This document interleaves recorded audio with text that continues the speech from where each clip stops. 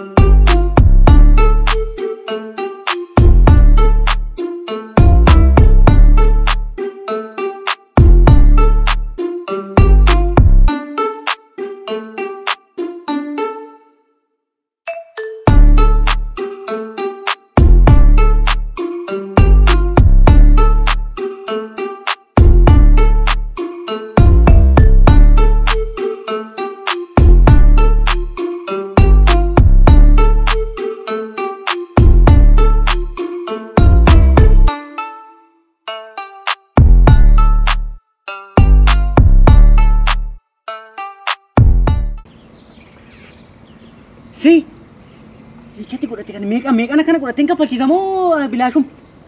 Xiqqoodha kaffalteen isaa. Meeqa? Siif qarshii 12,000 takka qofa. 12,000? Maaliif 50,000 taane nan godhadha? Yoomna geejjita? Gaafa sitti tole. Harri sitti hin tola? Ana natti hin tola. Yeroo kam? Amma deemee tan qarshii fidee dhufa asumatti hin eegi. Tole.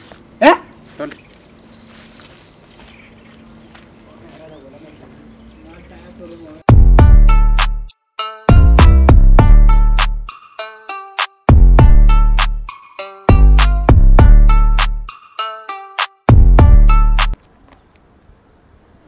Egaa uleenis na rukutu jedhee, egaa dhagaanis na rukutu jedhee, egaa rasaasnis na rukutu jedhee.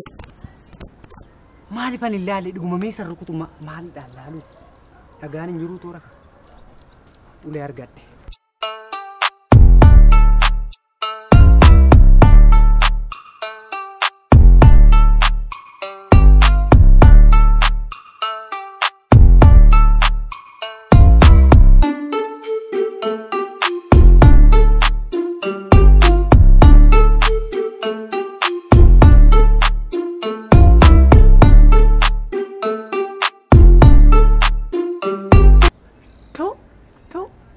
Mija, uleen na rukutu hin jenne.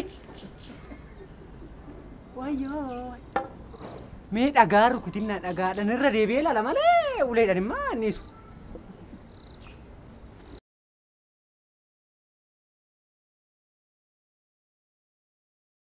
Mee kun immoo hin dhahamee kun immaa dhuuf nan bushaadha.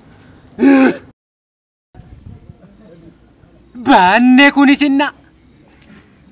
Meegalee tu marra saasoo fidee dhufa rasaasni sajjeesnan bushaadha. Asumatti nee.